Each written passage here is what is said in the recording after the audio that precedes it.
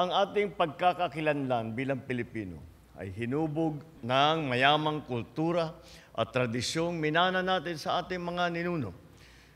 Kayamanang ating iniingatan at ipapasa sa susunod na mga henerasyon. As the world adapts to the pace of modern times, where fleeting trends often eclipse the wisdom of the past, the Philippines stands proud as a haven of timeless traditions, preserved, kept alive by the devoted stewards of our cultural bearers. Kasama ng pagkilala sa ating mga katutubong manlilikha, binibigyang pugay din natin ang walang kapantay nilang kontribusyon sa ating pagkakakilanlan. Sa ating mga manlilikha ng bayan, maraming salamat po sa pagtuturo ng kahalagahan ng ating katutubong kultura. Sa gitna ng makabagong mundo, kayo ang tinig ng ating pinagmulan. Kasabay ng pangakong ito ay panawagan ko sa lahat ng Pilipino, lalong-lalo na sa ating mga kabataan.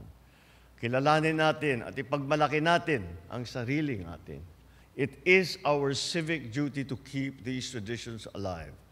For within them lie our voice, our strength, and the very essence of our identity. Isabuhay natin ang pagiging bagong Pilipino na may disiplina, mahusay, at mahal ang inang bayan.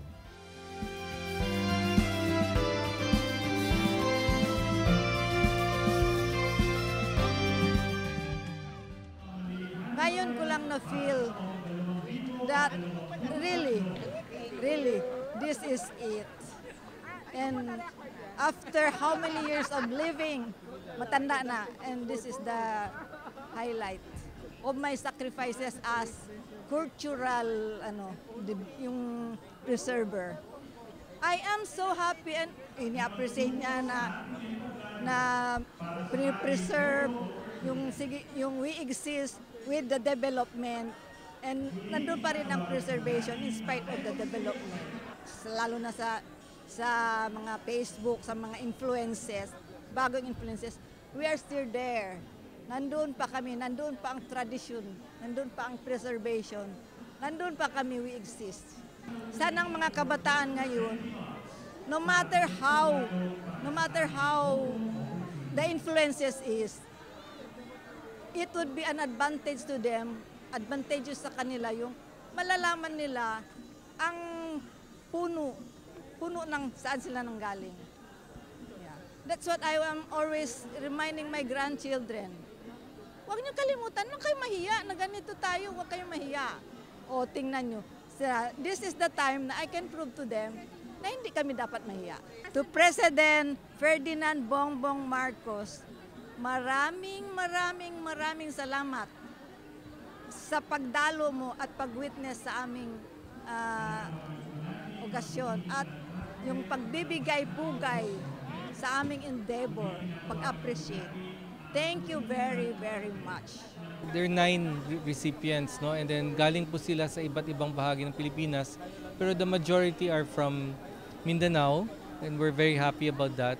Tapos dalawa sa Ilocos. Actually, all groups that na may ginagawang crafts, no? Or yung tinatawag na mga likhang bayan, no? And pagpipili niyan ay mahabang proseso na masusi. Talagang meron kaming board of experts na nagre-review ng mga applications, but also pinupuntahan talaga yung mga finalists. Nagpapasalamat kami sa suporta ng Presidente. Pero ang gusto kong bigyan diin na hindi lang yung mensahe ng Presidente siya ay nagsalita. Pero yung nakita ko yung kanyang malasakit para sa mga awardees. And concern siya na hindi mawala itong mga crafts na ito. Talagang kinakausap niya sila isa't isa at nagdadagdag siya ng sarili niyang mga input habang kinakausap niya siya. So, importanteng binanggit niya, concern niya sa yung iba nawawala na halimbawa katulad ng mga gongs. At para sa kanya, kung hindi natin kahit na hindi natin magagawa agad na ma-revive ito, kailangan ma-document ito lahat.